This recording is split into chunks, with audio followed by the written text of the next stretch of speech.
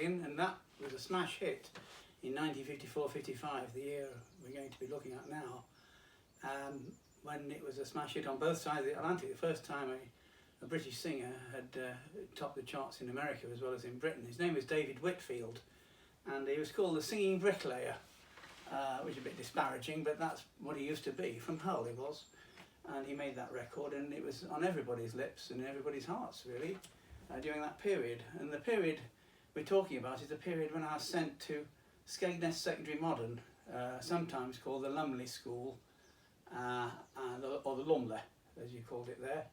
And so I'd had a rather strange trajectory from St Paul's to Minster Choir School, where I'd failed the 11 plus, and then my parents didn't know what to do with me, really. They just, you know, they couldn't afford to send me to a private school. And so my father then had an idea. He said, well, why don't we send him into Lincolnshire, next door to us, because he might get a transfer at 13 to a grammar school there, because they don't have so many population. And my mother had the second great idea. She says, I know, he can go and live with my sister Irene in Chapel St Leonard's near Skegness. And I thought, oh no. But it was to happen. So here we go. My mother turns and shouts, I think you'll like it here, Vaughan. It looks very nice. And then back to her sister. Don't you think so, Reen? My mother, Auntie Anne and I are traipsing across a windswept playground towards the centre of a red brick single-storey building. At its far end is a flagpole. I bet they fly the Union Jack from there on Empire Day, just like they did at Saddle Minster. The only thing that's the same. Come on, Vaughan. I'm coming, my shoelaces come undone. Well, do it up then, hurry up, but they said 12 o'clock. I attend to the shoelaces, hands trembling. We have come from Chapel St Leonard's, about 8 miles away, where Auntie Irene lives, and we have just got off a Lincolnshire Road Car Company double-decker bus. I can't believe I've come here to this. Come on, Vaughan, make out as though you're interested. They may be looking at us. I look up and then make an effort at running.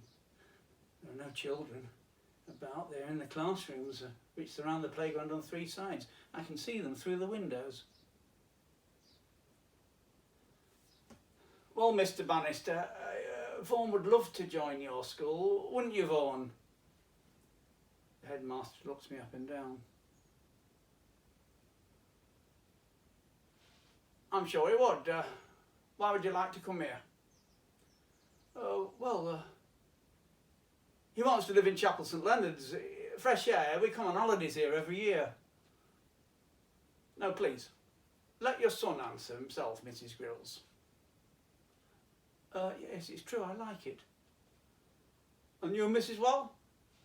I asked you to come along to vouch for the fact that your nephew will be living with you, and not being from Lincolnshire, we have to establish his new domicile. Yes, no, Vaughan will love it with me, won't you, Vaughan? I nod at Auntie Irene and look back at my shoes. Now the other laces come undone.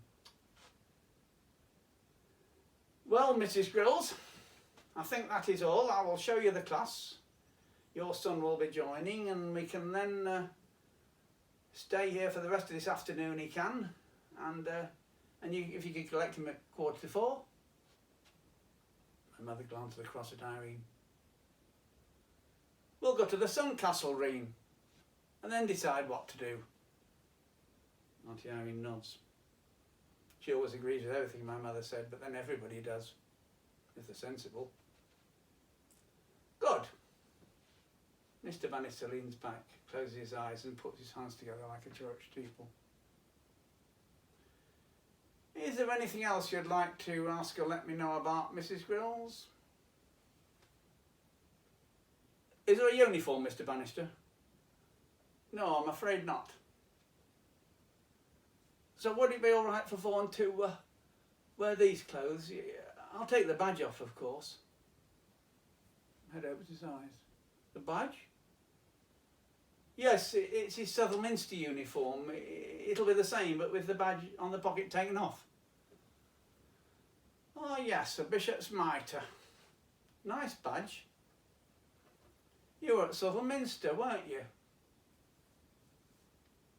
But you didn't pass the 11 plus. I nod and look down at my shoes again. Shall I tie that lace? Everything falling apart, I must not cry. Vaughan is a cathedral chorister, Mr. Barry Bannister. Got into St Paul's in London. And then Southern Minster. Could he sing here properly? I'm sure he could, Mrs. Grills, if it happens that our music mistress arranges a choir. That is all. I'm afraid so, Mrs. Grills. I doubt the Church of England will be building a cathedral in Skegness in the near future. If at all. If they did, I'm sure your son's voice would have broken by the time it was completed. Mr. Bannister places his hands together again, emphasising the mockery. Lincolnshire Road Car Company, Limited. Did you think some of those children were a bit common, Reen? That girl the teacher told Vaughan to sit next to didn't look common. She looks as though she's from a good background. The teacher probably sat her there and him there because he looks refined. People can tell. He does look refined, doesn't he, Reen? Yes, he does. Well, how did you get on, Vaughan? Not too bad, eh? Not too bad? All right. All right. Yes, all right. I saw this sat you next to that girl. She looked very nice, very pretty. What is her name? Elizabeth. What? Elizabeth. She is very nice. I never sat next to a girl before. The prettiest in the class. And then, at the end of school, we both walked out to the playground and she got on her bike, waved at me and cycled off. With her dress outside the seat, and so she must have been sitting on her knickers and on her pants and Vaughan, are you in a dream? You've got to make a go of it, you know.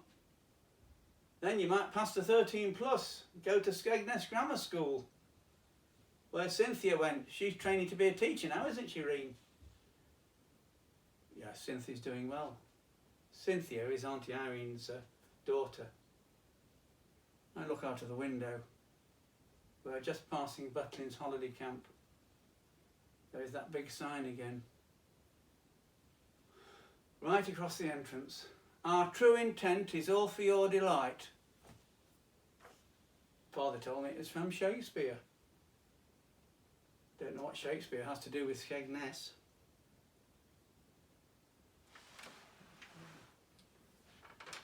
Elizabeth left after the first term. She was transferred into the grammar school almost immediately, but I sat next to her for that first term, and she's the first girl that I fell in love with, really.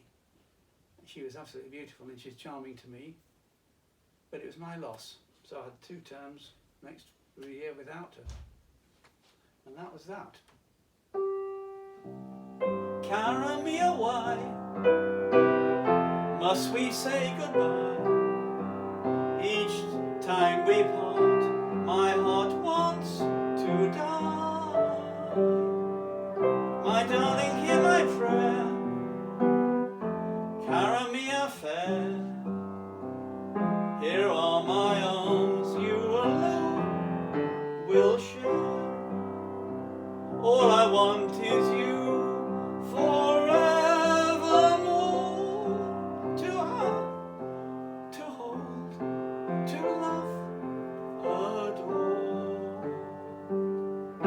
Cara mia mine, say those words divine. I'll be your love till the end of time.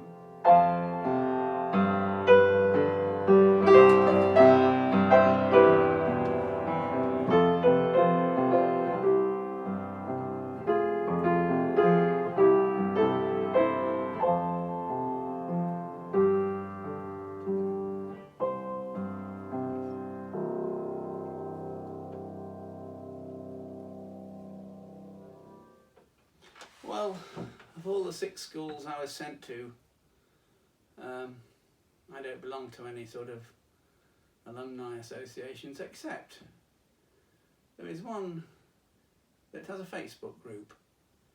In fact, several do, but there's one that I do belong to. And guess which one it is?